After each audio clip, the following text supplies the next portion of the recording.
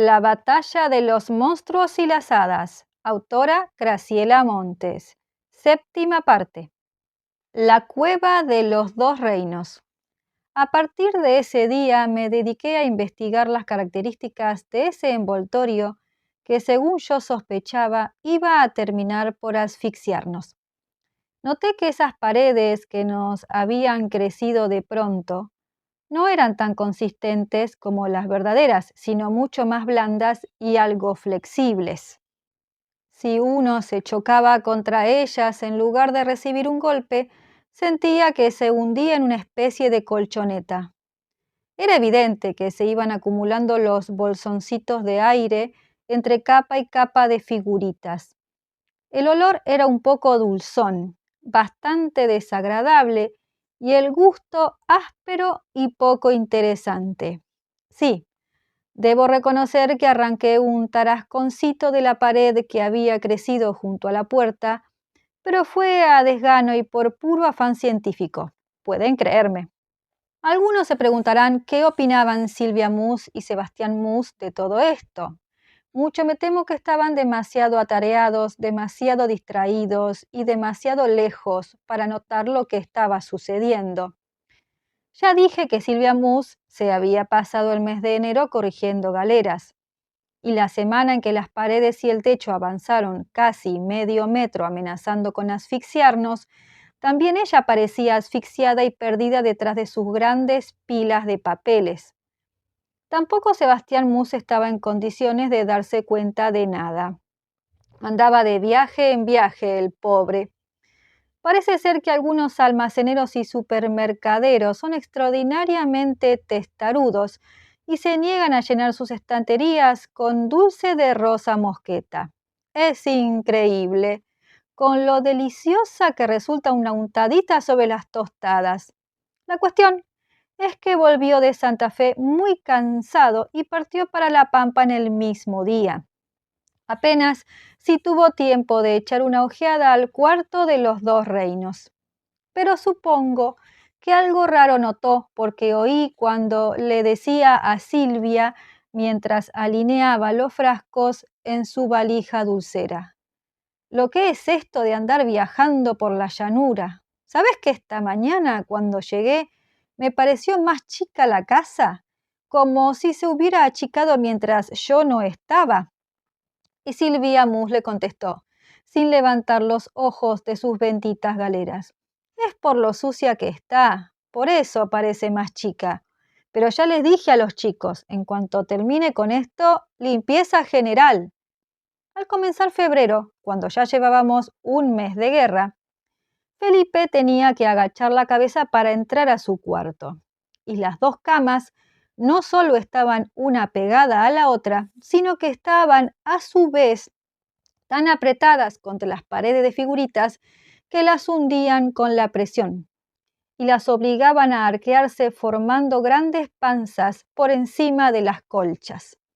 Por otra parte, los cabezazos que cada tanto se daban Felipe primero y después también Cecilia contra el techo hicieron que el cielo raso se abollara en 100 lugares. De modo que el cuarto ya dejó de parecer un cuarto y empezó a parecer más bien una cueva, y una cueva algo tenebrosa. A la tarde, cuando se ponía el sol y desaparecía la escasa luz que entraba por el fondo del túnel de la ventana, el cuarto parecía invadido por sombras extrañas. El brillo de los veladores, la lámpara del techo había quedado inutilizada hacía rato. No hacía más que aumentar el efecto de luces y sombras. Agradecí una y mil veces tener mi dormitorio instalado junto a la despensa, y poco a poco dejé de frecuentar el cuarto de los dos reinos.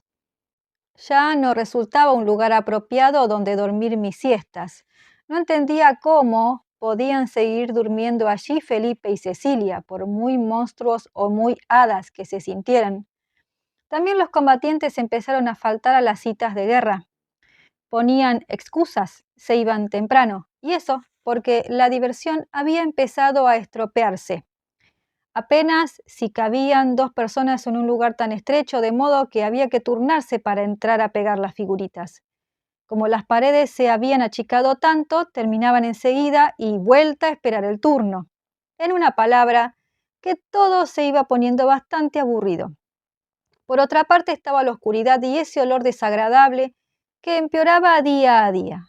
No era fácil ventilar la habitación. Cada vez que uno quería un poco de aire tenía que treparse al túnel y gatear hasta donde estaba la ventana para abrirla. Opino que la cuestión de carnaval fue una verdadera bendición.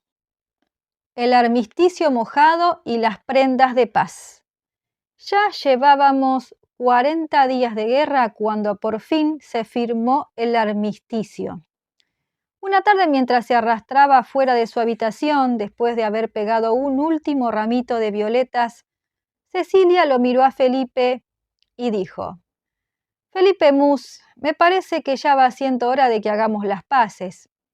Y Felipe le dio un pellizcón en el cachete, que es lo que hace cuando está satisfecho con su hermana. Cecilia respondió con una trompadita en el pecho. De inmediato consultaron con sus respectivos ejércitos. Como ese día estaban presentes solo Violeta, Inés y Julia del bando de las hadas y en el bando de los monstruos Burrucha, el negro y Wilson Ramírez, que resultó mucho más leal de lo que Felipe había imaginado, no fue difícil ponerse de acuerdo. Todos coincidieron en que la guerra había estado muy divertida y se decretó un empate. Se apuraron a firmar el armisticio porque al día siguiente empezaba el carnaval. Había que llenar de agua las bombitas, conseguir baldes y palanganas para guardar las municiones y prepararse para la batalla del agua en la vereda. La reunión se dio por terminada cuando el negro anunció que el abuelo les iba a prestar la manguera. ¿La larga o la corta?, quiso saber Burrucha. La larga, me prometió. ¡Qué buena que va a estar esa guerra!, dijo Wilson, y le palmeó el hombro a Felipe. Esa misma tarde, Felipe y Cecilia empezaron a desempapelar sus paredes. Ya tenían pensado cómo iban a decorar sus respectivos reinos en cuanto recuperaran el espacio que habían perdido. Esa noche estuvimos todos contentos. En primer lugar, porque uno está más contento cuando vive en paz que cuando vive en guerra. En segundo lugar, porque Sebastián Mus volvió de sopetón 2 días antes de cuando lo esperábamos. Los almaceneros de La Pampa resultaron gente sensata. En tercer lugar, porque Silvia Mus acababa de corregir su última galera. Y en cuarto lugar, porque se resolvió que era una noche para festejar comiendo pizza. De modo que nos fuimos los 5 a la pizzería de la estación. Yo iba moviendo la cola y sonriéndole a Sebastián Mus para mis adentros. Sebastián Mus nunca come el reborde de la pizza, y los rebordes de pizza de mozzarella y jamón son precisamente mi cena favorita. Tal vez otro daría por terminada aquí la historia, pero yo creo que la historia terminó en realidad al día siguiente, cuando Cecilia y Felipe comenzaron a cavar para rescatar sus viejas paredes e intercambiaron prendas de paz. Después de trabajar toda la mañana arrancando flores y espantos hasta llenar 10 bolsas de basura de las grandes, Felipe sacó del fondo del cajón la media que le sirve de alcancía y me invitó a ir con él hasta la avenida. No me negué, por supuesto. Me encanta asegurarme de que todos los arbolitos del barrio siguen siempre en el mismo sitio. Había mucho para elegir, pero él eligió un ramito de pensamientos. Eran enormes y, según dicen, morados y amarillos. Les colgó una tarjeta. Para el Hada Mariana, de parte del colofón definitivo, decía, y se los dio a Cecilia, que estaba muy atareada desempapelando los alrededores de la ventana. Yo me senté a aspirar, con los ojos entrecerrados, las nuevas ráfagas de aire que ventilaban por fin el cuarto. «Gracias, Fe», dijo Cecilia, y le dio al hermano un beso y un abrazo que a Felipe le parecieron, creo, un poco exagerados. También le entregó su prenda de paz, una hoja de papel enrollada como un pergamino y atada con una cinta, donde decía: «Del Hada Mariana al colofón definitivo, con mucho cariño». Creo que Felipe esperaba otra cosa porque En cuanto terminó de desenrollar el papel, pegó un silbidito de sorpresa. Y me parece que hizo bien en sorprenderse, porque lo que Cecilia le había regalado era un asco espléndido de la mejor calidad, un asco verdaderamente pegajoso, baboso e inmundo. De una oreja brotaba un narciso estupendo, muy parecido al narciso en el que había vivido Mariana en vísperas de la guerra. Me pareció un detalle inteligente. Es para tu nueva colección, dijo Cecilia. Entonces Felipe le dio 2 pellizcones a Cecilia, uno en cada cachete, y le dijo: Gracias, Ceci, está bueno. Si querés, podés juntarte con Burrucha y conmigo. Y vos, si querés, dijo Cecilia mientras ponía en agua los pensamientos, podés venir cuando quieras a cocinar hadas. Y después agregó con una risita: No creo que a Violeta le moleste. Epílogo de un perro. La historia llega a su fin, no hay vuelta que darle, y ya miro con nostalgia el teclado. Sé que va a dejar de repiquetear en cualquier momento. Me queda solo contarles 2 o 3 cosas antes de despedirme. El cuarto de los 2 reinos volvió a ser lo que era, aunque no exactamente. Felipe y Cecilia recobraron sus espacios y volvieron a decorar sus paredes. En mi opinión, el nuevo Ramón Florido es aún más espléndido que el anterior. Cecilia ha trabajado mucho en él. Felipe colaboró con 2 margaritones inmensos, pintados a mano, que a Cecilia le gustaron mucho. La pared de los ascos sigue siendo negra y la nueva colección es excelente. Burrucha ha perfeccionado mucho su técnica para dibujar gusanos. Da la sensación de que están vivos de verdad y que en cualquier momento pueden desprenderse de las paredes y empezar a caminarle a uno por el cuerpo. Cecilia ha entregado un par de contribuciones que los coleccionistas juzgaron extraordinarias. En la frontera entre los 2 reinos, justo donde comienza el marco de la puerta, se ha creado una zona de intercambio. Allí se pinchan y se pegan las monadas, que son los recuerdos del monstruo y del hada. Felipe y Violeta son los que más se empeñan en adornar esa zona.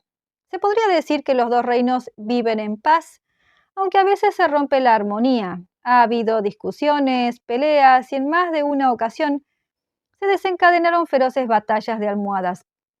Pero debo reconocer que últimamente se respetan mucho las fronteras y eso es señal de que se quiere evitar la guerra.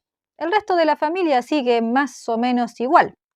Unos corrigen galeras y otros venden mermeladas.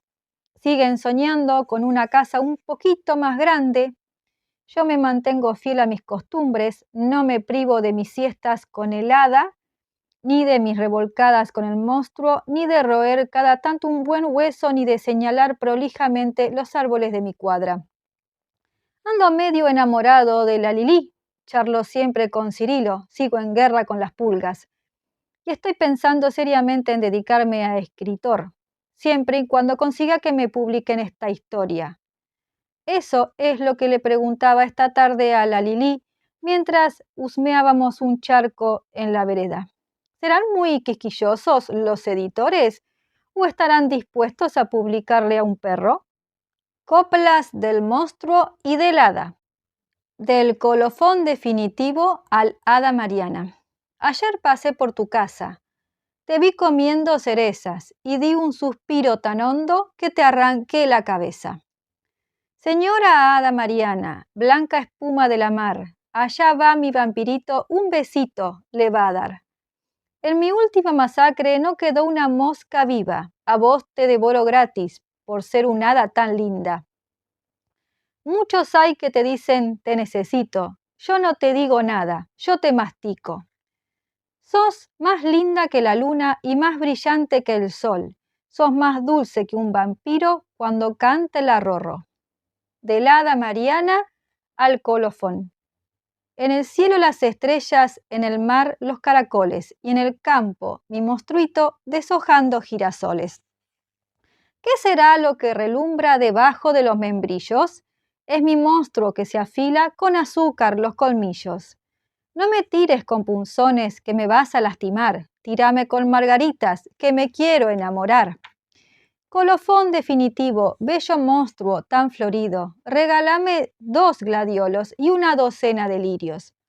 Desde que era chiquitita mi mamita me enseñó a pelearme y amigarme con monstruitos como vos.